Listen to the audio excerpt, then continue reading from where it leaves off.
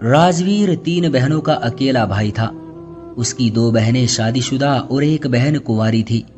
राजवीर अपनी माँ का इकलौता और कमाऊ बेटा था, जिनका किराए की दुकान से ही उसकी बहनों और घर का खर्च चलता था। वैसे तो राजवीर बहुत ही संस्कारी और होशियार लड़का था और वो बहुत ही सीधा था, लेकिन मजाल है जो माँ और बहनों के आगे उसकी जबान उनके खिलाफ हिल जाए। बचपन से ही उसने सिर्फ एक ही शब्द सीखा था, हाँ, और इसके अलावा उसने घर में कोई शब्द बोलना सीखा ही नहीं था।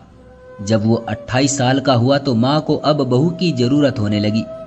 उनकी कोशिश यही थी कि उनकी कुंवारी बहन की भी शादी राजवीर के साथ में ही हो जाए। ये ना हो कि शादी के बाद बेटा माथे पर आंखें रख ले। इसलिए शुरू से ही दुकान का सारा पैसा माँ ने अपने हाथ में ही रखा था। ये ना हो बेटा शादी के बाद पैसों को तरसा दे। और तो और लड़की को ढूंढते समय बहनों ने इस बात का खास ख्याल रखा कि लड़की के आगे पीछे कोई स्टैंड लेने वाला ना हो और वो उसे खूब दबा कर रख सके। बिन माँ बाप की 26 साल की रेणुका अपनी पलकों पर ढेरों सपने लिए राजवीर के साथ विदा होकर उसके छोटे से घर में चली आई। मगर उसके सुहानी मोहब्बत भरे सपने शादी की पहली रात ही बुरी तरह चकनाचूर हो गए थे, जब राजवीर ने दबे दबे शब्दों में रेणुका को एहसास दिलाया था, देखो रेणुका, मैंने कभी अपनी माँ को कोई तकलीफ नहीं दी। बड़ी उम्मीद है उन्हें मुझसे और तुमसे भी। कभी उनका दिल न दुखाना, उनके आगे कभी जबान न चलाना। ये कैसा दुल्हा था जो शादी की पहली रात ही उसे अच्छी बहू बनने के गुण सिखा रहा था, जबकि ये रात तो उन दोनों की मोहब्बत की रात थी। रेणुका ने भी झट से पलकें झुका दी, कहीं राजवीर नाराज ना हो जाए। शादी के दूसरे दिन ही रेणुका को अंदाजा हो गया कि राजवीर सिर्फ अपनी माँ और अपनी बहनों की सुनता है। सारा दिन राजवीर की माँ रेणुका को घर के कामों में थका कर रखती, कभी नंद की फरमाइशें तो कभी सास की। वो बेचारी मना भी ना कर पाती, और जब कभी लब खोलने को सोचती भी तो सास की जहर भरी निगाहें उसके बोलने से पहले ही उसे खामोश करा देती। अगर कभी रेणुका मायके जाने को सोचती तो सास कहती, पत्नी अपने घर में पति की देखभाल करती हुई अच्छी लगती है, ना कि मायके में सैर सपाटे करती हुई। और जो पत्नी अपने पति को छोड़कर मायके जा बैठती है तो फिर उनके पति कहीं और दिल लगी कर लेते हैं। सास की जबान के आगे वो चुप हो जाती और फिर रेणुका मायके जाने का नाम भी नहीं लेती थी। और जब उसकी माँ और उसकी बहनें उससे मिलने आती तो सास और नंद उन्हें उसके पास कभी अकेली ही नहीं छोड़ती थी, कहीं वो किसी को अपना दिल का हाल न सुना दे। हाँ, वो इतना जरूर सोचती थी कि उसकी शादीशुदा नंदे क्यों हर दूसरे दिन मायके में दिखाई देती है, उन्हें क्यों उनकी सास मना नहीं करती। और इन सवालों का सिर्फ एक ही जवाब था कि वो बहू थी और वो बेटियां। अगले दिन रेणुका कपड़े धो रही थी। सुबह से वो कई दर्जन कपड़े धोकर थक चुकी थी। आग उगलता सूरज आंगन में कपड़े धोती रेणुका पर लगातार अपना कहर बरसा रहा था और वो पसीने से तर अपनी खराब किस्मत को कोस रही थी। अभी वो कपड़े फैलाने खड़ी ही हुई थी कि उसे एकदम मुंह भर के उल्टी आई और वो फौरन वॉशरूम की तरफ भागी। सास को उसके अंदाज खटके वो फौरन रेणुका को डॉक्टर के पास ले गई और जो खुशखबरी डॉक्टर ने उन्हें सुनाई उससे वो बहुत खुश हो गई थी। नानी बनने के बाद दादी बनने की खुशी किसी बहुत बड़ी खुशी से कम नहीं थी। शाम तक ये खबर उसकी दोनों नंदों तक पहुंच चुकी थी तो वो अपने बच्चों समेत मायके में आ पहुंची। शाम को राजवीर घर आया तो शर्माई रिझाई सी रेणुका उसे बहुत अच्छी लग रही थी। बाप बनना उसके लिए किसी खुशनसीबी से कम नहीं था। आज तो छोटी नंद साहिबा भी किचन में रेणुका की मदद करवा रही थी। जाहिर है ऐसी हालत में इतनी बड़ी पलटन के लिए अकेले खाना बनाना उसके लिए इस हालत में सही नहीं था। सास तीनों नंदों के साथ बंद कमरे में बातचीत कर रही थी और बच्चे शरारतें करते रेणुका को थकाए रखते थे। रेणुका हमेशा यही सोचती थी कि आखिर बंद कमरे में ये लोग क्या बातें करती रहती हैं। बात तो खुशी की है, मगर सर पर मत चढ़ा लेना अपनी बहू को। ये ना हो कि महारानी बना ले आप उसे और फिर आपके काबू ही ना आए। रेणुका की सबसे बड़ी नंद ने गोल गोल आंखें घुमाई। और क्या माँ, आप तो है ही मासूम। अरे 1 महीना लगा है भाभी को दबा कर रखने में, अब पोते की खुशी में सारी मेहनत न बर्बाद कर दीजिएगा। ये ना हो कि भाई जोरू के गुलाम बन जाए। हमने भी तो बच्चे पैदा किए हैं, क्या हमने घर के काम नहीं किए? आपने तो पहले ही दिन मेरी बहन की ड्यूटी भाभी के साथ किचन में लगा दी। हद करती हैं आप। बीच वाली बहन ने माँ को घूरते हुए कहा। कह तो रही तुम ठीक ही हो, अब देखना कैसे लगाम कस के रखती हूँ। सास की आंखों में बड़ी कमीनी चमक आई और फिर तीनों बहनें जोर जोर से हंसने लगी। बेटियों के कहने में आकर सास ने अगले दिन से ही माथे पर आंखें रख ली थी।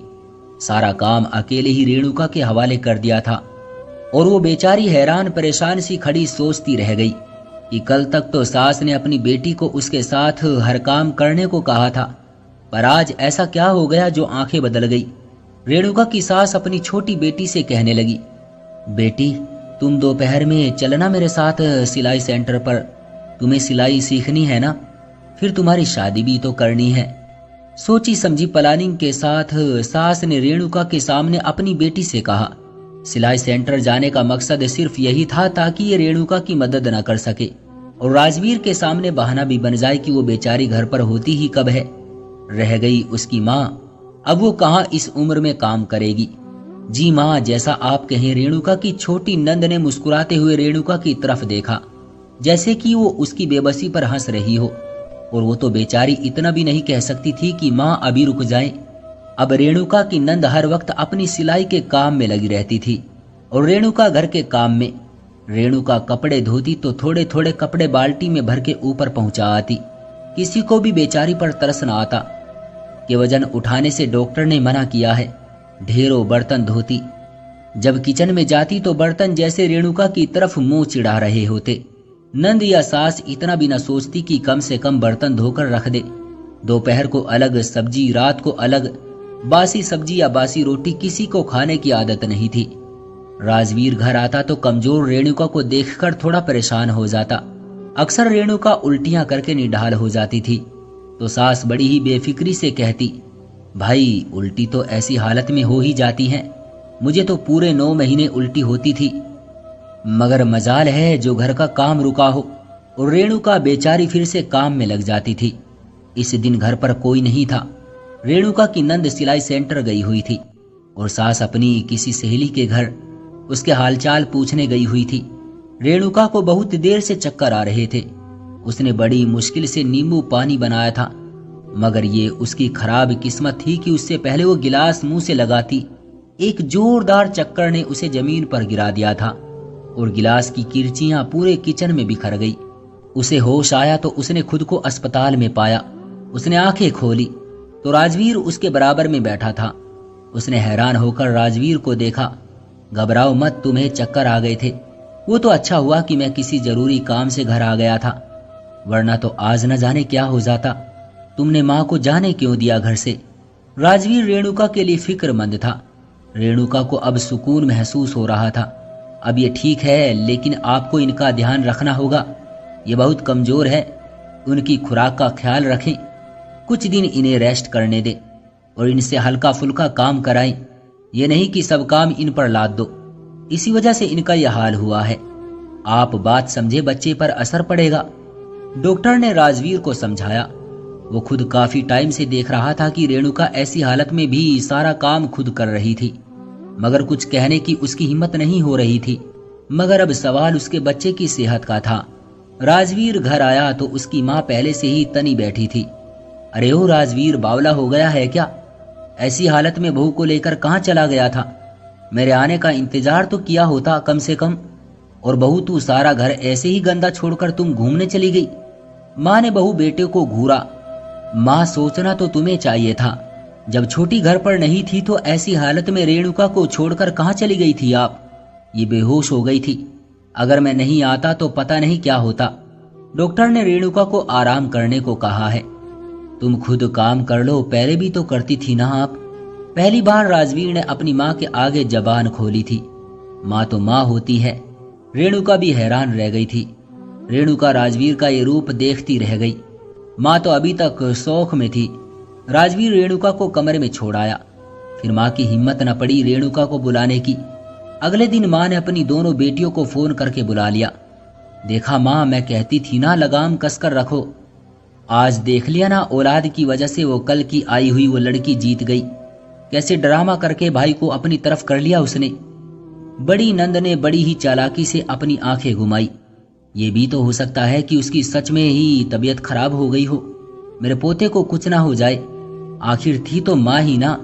बहू से दिलचस्पी ना हो, पोते का शौक तो उन्हें था। आप पगला गई हो क्या? अब यही तो ड्रामे होते हैं आराम करने के। तू भी अपनी बहू के ड्रामे में आ गई। बड़ी से छोटी नंद ने माँ को अपनी आंखें दिखाई। वो अपनी बातों में मग्न थी और बाहर माँ को बुलाने के लिए राजवीर आया था। राजवीर अपनी माँ और बहनों का ये रूप देखकर हैरान रह गया था। उसी पल उसने अंदर जाने का फैसला किया और वो जोर से दरवाजा खोलकर अंदर आ गया। माँ समेत बाकी बहनें एकदम डर सी गई थी, कहीं उसने सब कुछ सुन ना लिया हो। वाह माँ वाह, तुम अपनी बेटियों की बातों में आकर अपने हंसते बसते घर को आग लगा रही हो।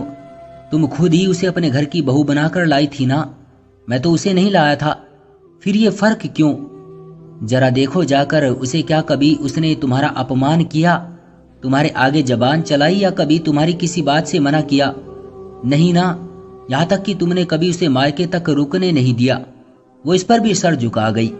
तुम्हारी बेटियां तो रोज आती हैं ना, वो क्या सोचती होंगी? माँ खोलो आंखें, इससे पहले कि देर हो जाए। ये सब तो अपने अपने घर चली जाएंगी। तुम्हारी असल बेटी तो वो है ना, तुम्हारे दुख सुख की साथी। माँ बेटे को देखती रह गई।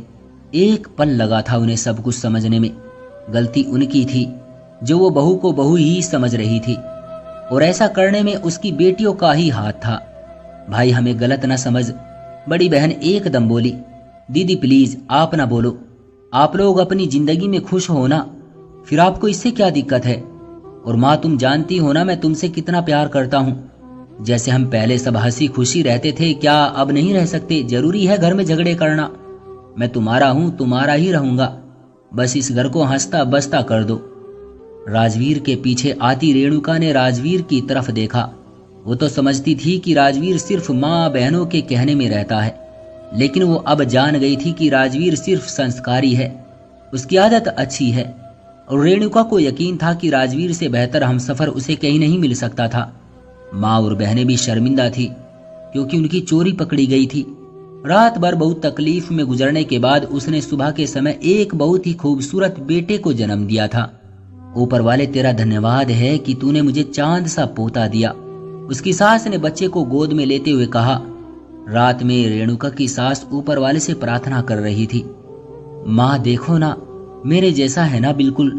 राजवीर ने माँ के कांधे पर सर रखा। जी नहीं, सिर्फ तेरे जैसा नहीं बल्कि मेरी बेटी रेणुका जैसा भी है।